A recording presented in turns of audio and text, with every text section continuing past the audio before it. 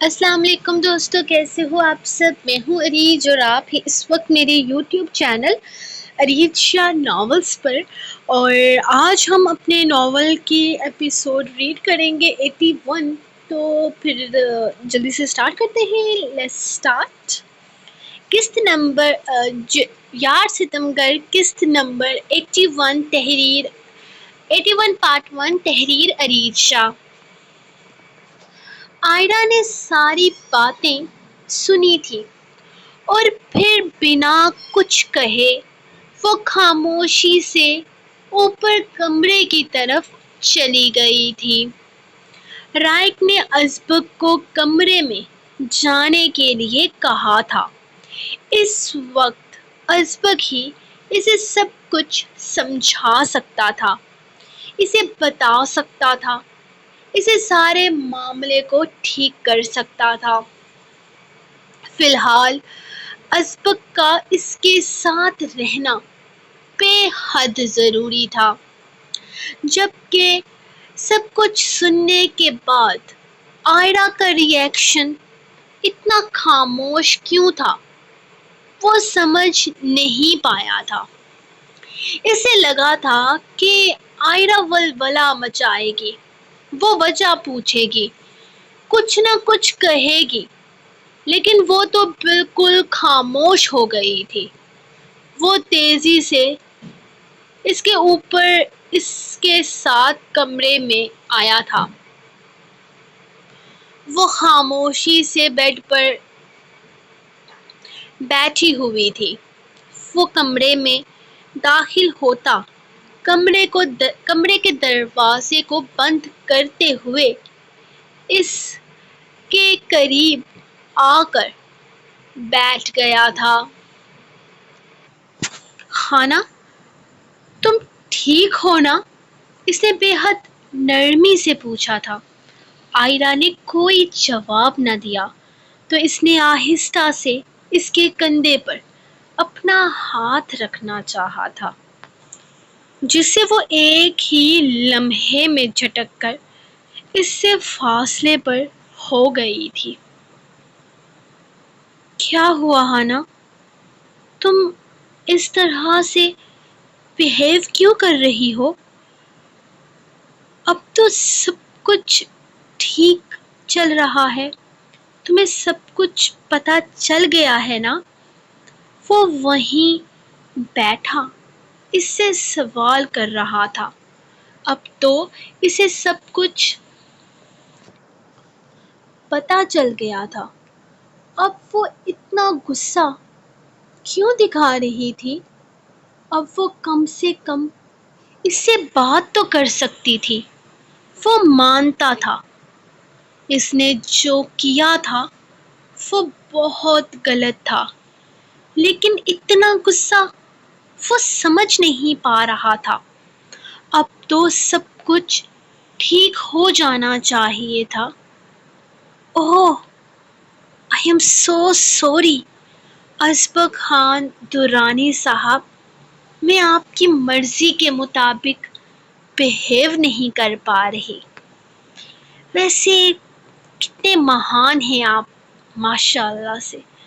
مجھے تو آپ کے پیر پکڑنے چاہیے تھے یہاں بیٹھ کر کہ آپ نے کتنا مہان کام کیا ہے۔ ایک معصوم لڑکی کی جان بچانے کے لیے آپ نے اپنی بیوی کو موت کے منہ میں دھکیل دیا۔ میں شاید اوور ری ایکٹ کر رہی ہوں، ہے نا؟ مجھے تو آپ کے پیر دھو دھو کر پینے چاہیے، پوری دنیا کو بتانا چاہیے کہ دیکھو میرا شوہر کتنا مہان ہے، لوگوں کا کتنا احساس کرتا ہے، یا کس طرح سے دوستیاں نبھاتا ہے۔ بلکہ میں تو ساری دنیا کو چیخ چیخ کر بتاؤں گی کہ دیکھو میرا شوہر کتنا اچھا دوست ہے، اپنے دوست کی بیوی کو بچانے کے لیے اس نے اپنی بیوی کو موت کے منہ میں جھونک دیا۔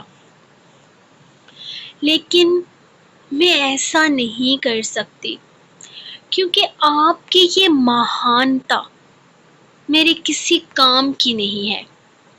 ارے آپ تو اس دنیا کے سب سے مہان انسان ہیں، لیکن میں اس مہان انسان کے ساتھ اپنی زندگی برباد نہیں کروں گی، کیونکہ میں جلد سے جلد کورٹ کیس کروں گی اور آپ سے یہ نام نہاد رشتہ ختم کروں گی۔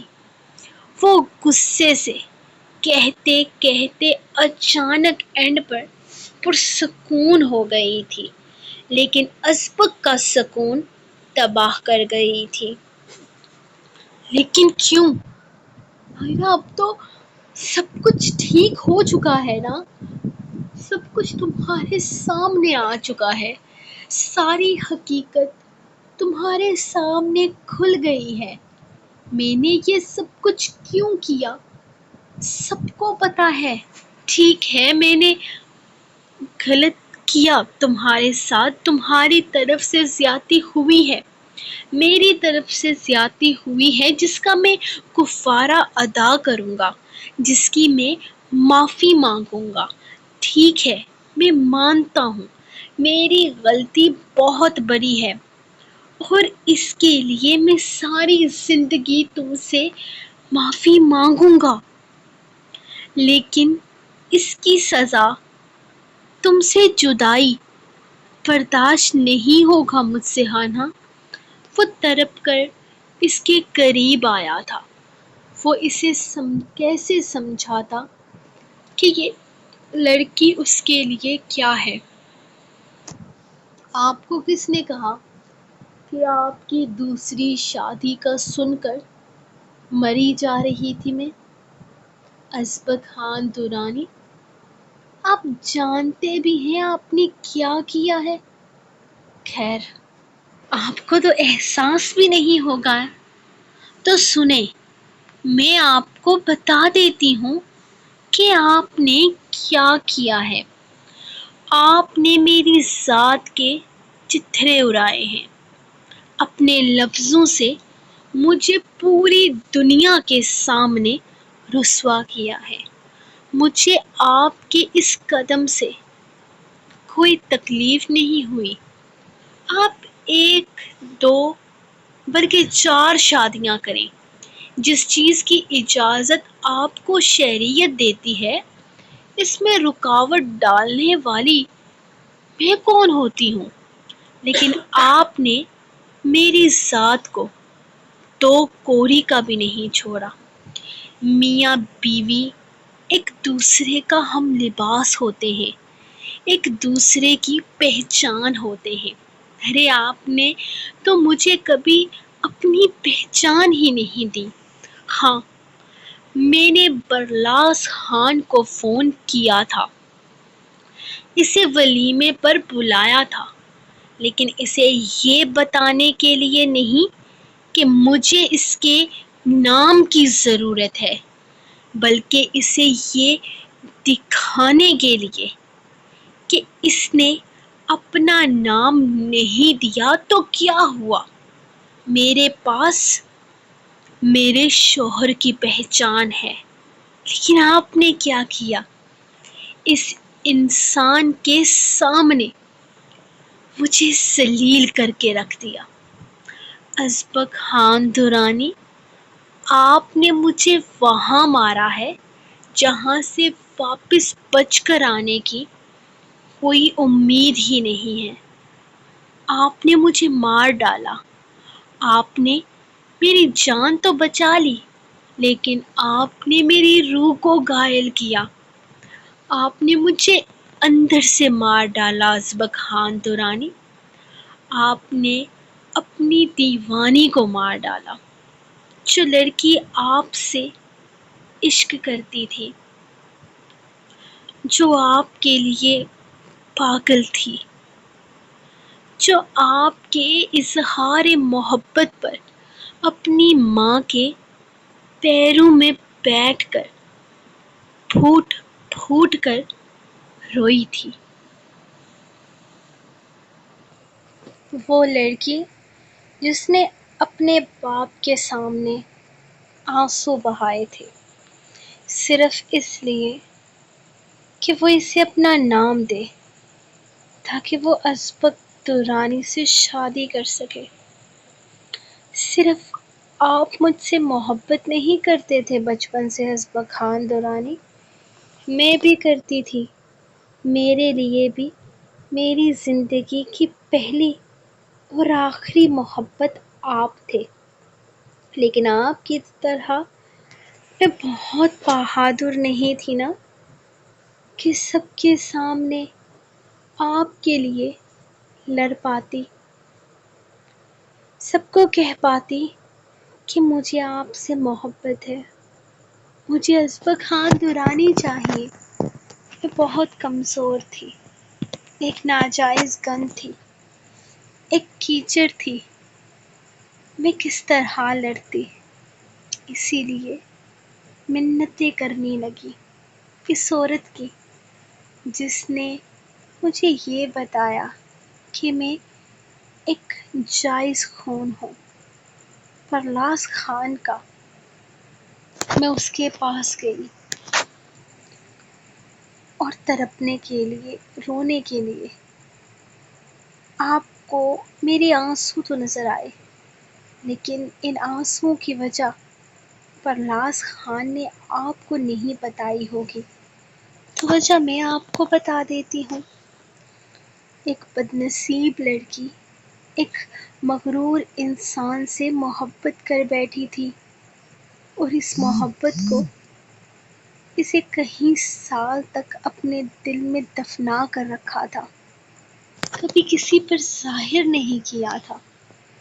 وہ اس کا گریبان پکڑے اسے جھنجھوڑتے ہوئے حقیقت بتا رہی تھی، جو شاید وہ اسے کبھی بھی نہ بتانے کا ارادہ رکھتی ہو، لیکن اس کے الفاظ جیسے ازبک کو اندر تک جھنجھوڑ کر رکھ گئے تھے۔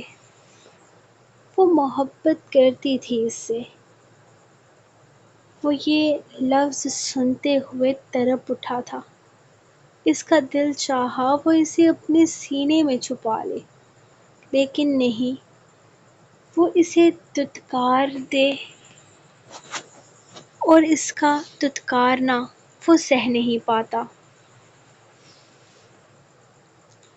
میں اس دن پرلاس خان سے انکار سن کر واپس آ گئی تھی، کیونکہ اس نے میرے سامنے انتہائی گھٹیا شرط رکھی تھی جو میں پوری نہیں کر سکتی تھی۔ اپنے گھر واپس آ گئی میں، لیکن جب میں نے دیکھا کہ آپ کے بابا بے وجہ میری ماں کو ذلیل کر رہے تھے، وہ ذلت سہتے ہوئے میرے ذہن میں پرلاس خان آیا۔ اس نے مجھ سے ایک انتہائی گھٹیا ڈیمانڈ کی تھی، جسے پورا کرنا میرے بس میں نہیں تھا، لیکن اس دن اپنی ماں کو اس کے اپنے ہی بھائی کے ہاتھوں ذلیل ہوتے دیکھ کر میں نے فیصلہ کیا کہ میں اپنی محبت کے لیے نہیں، اپنی ماں کے لیے وہ قدم اٹھاؤں گی، کیونکہ آپ تو عشق کرتے ہیں نا مجھ سے، تو آپ مجھے قبول کر ہی لیتے بنا میرے نام کے۔ اللہ، میری سوچ! میں مر کیوں نہ گئی یہ سوچتے ہوئے کہ آپ ایک ناجائز گند کو قبول کر لیں گے۔ وہ تڑپ کر کہتی، اس کا دل کچل گئی تھی۔ اپنی ماں کی تڑپ کی خاطر میں اس کے پاس گئی تھی، اپنی ماں کو دنیا کے سامنے سر اٹھا کر چلنے کے قابل بنانا چاہتی تھی۔ کیا غلط ہے؟ اگر ایک بیٹی اپنی ماں کی بہتری چاہے، میں نے کہا، پرلاس خان میں تمہاری بات مانوں گی، کیونکہ اسبق درانی مجھ سے عشق کرتا ہے، آج نہیں تو کل، 10 سال بعد وہ مجھے قبول کر لے گا، میں اس کی ہر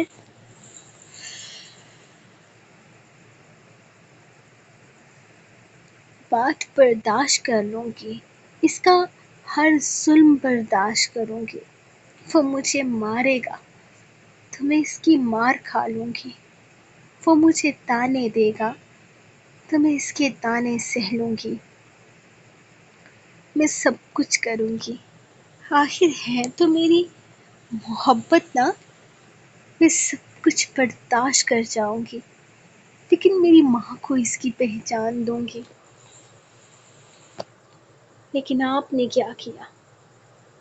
اس رات جس دن ایک لڑکی 1000 خواب سجاتی ہے، اس رات آپ نے اس بستر پر میرے خواب نہیں کچلے، آپ نے میری روح کو چل ڈالی، لیکن میں نے پھر بھی آپ کو معاف کر دیا، یہ سوچ کر کے کہ آخر ہیں تو آپ میری محبت ہی نا۔ میں آپ کی سلامتی کی دعائیں مانگتی تھی، آپ کے واپس آنے کی دعائیں مانگتی تھی۔ 6 مہینے کے بعد آپ واپس آئے تو آپ کے ذہن میں سب کچھ ویسے ہی محفوظ تھا، آپ کی نفرت وہیں قائم تھی۔ میں نے سوچا میں برداشت کروں گی، آپ کی نفرت کو محبت میں بدل لوں گی، کیونکہ محبت کبھی مرتی نہیں۔ آپ تو مجھ سے محبت کرتے تھے، مجھے لگا میں سب کچھ بدل دوں گی اپنی ماں کی خاطر۔ میں نے ہمت نہیں ہاری، میں ایک دفعہ پھر سے اسے اپنا نام دینے چل پڑی۔ آپ کی محبت حاصل کی، میں نے جانتے ہیں کیوں؟ کیونکہ آپ میری محبت تھے، ورنہ آپ جیسے مرد کو کوئی حق نہیں ہے کہ آپ کسی سے محبت کر سکیں۔ آپ نے برداشت کیا کہ میں نے آپ پر ایک گھٹیا الزام لگایا، آپ کو اپنی عزت کا لٹیرا کہا، تو یہ بھی جان لیجئے کہ آپ کے جانے کے فوراً بعد میں نے رائق لالا قاسم بابا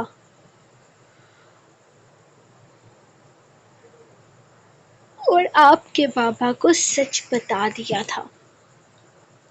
ہاں، باقی کسی کو بتانے کی ہمت نہیں کر پائی، یہ میری غلطی ہے۔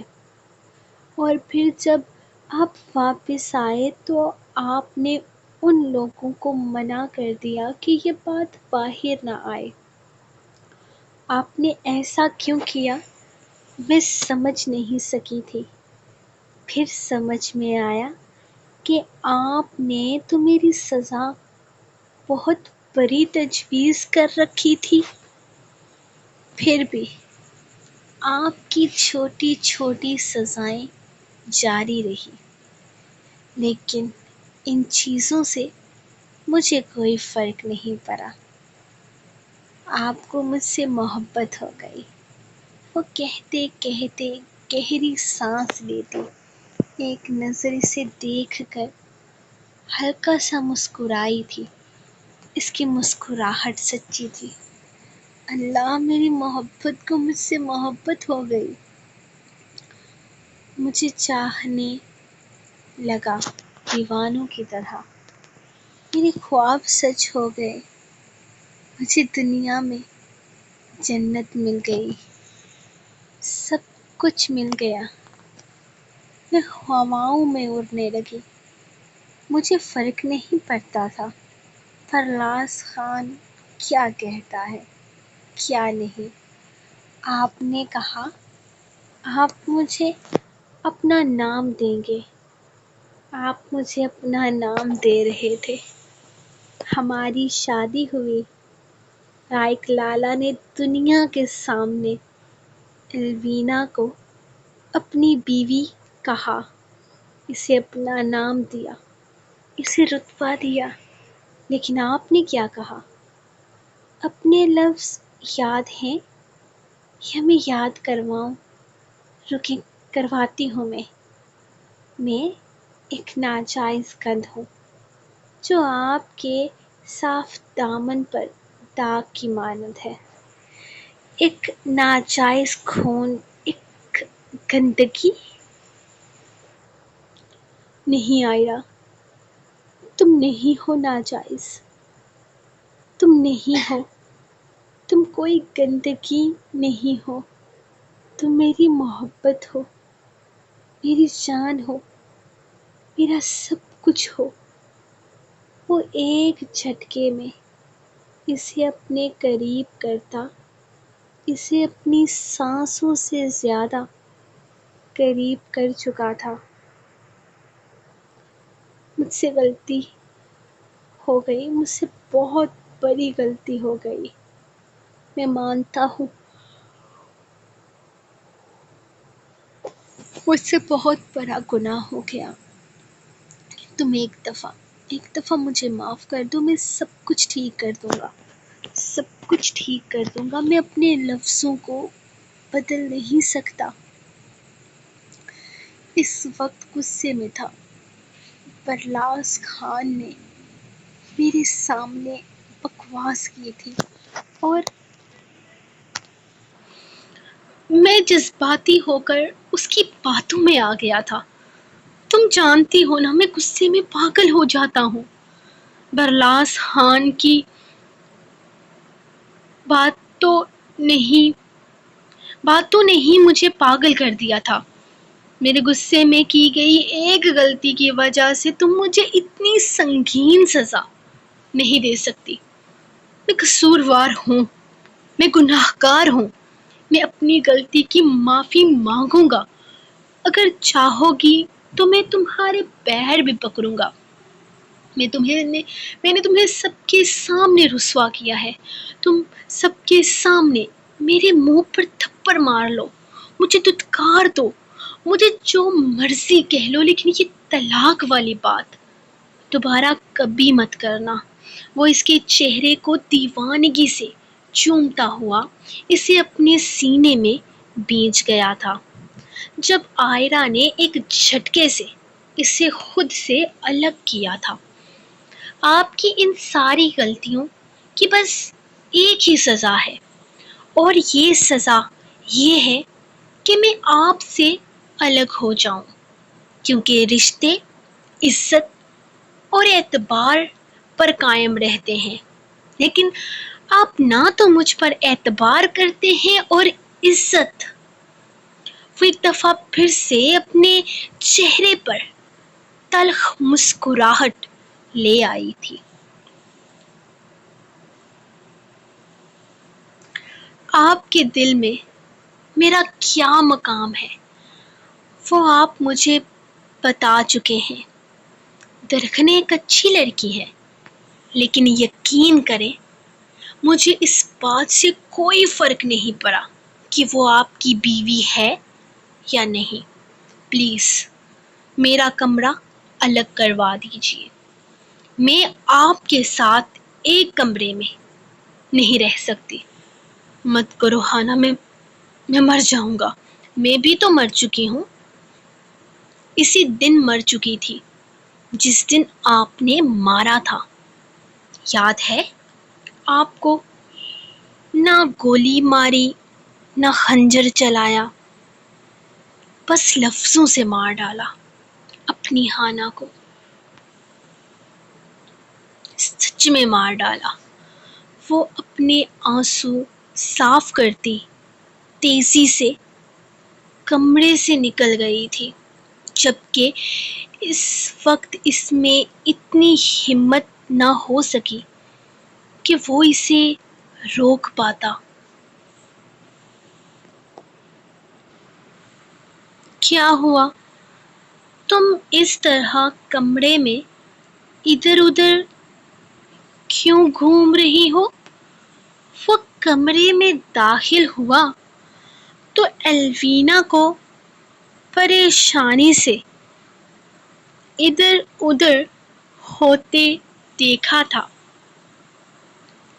اس کے تجسس بھرے انداز پر وہ مسکراتا ہوا وہیں بیڈ پر بیٹھ کر اس کی کیٹ واک دیکھنے لگا تھا۔ میں بہت پریشان ہوں رائق، پتہ نہیں آئرا اس طرح چپ چاپ اندر کمرے میں کیوں چلی گئی؟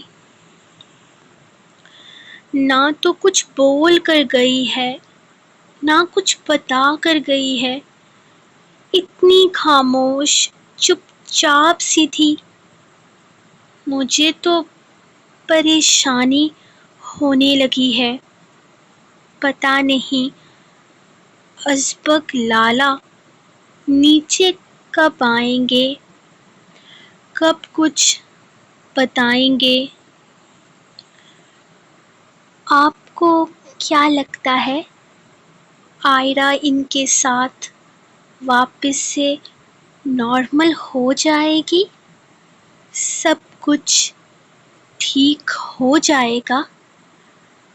اب تو سب کچھ پتہ چل گیا نا؟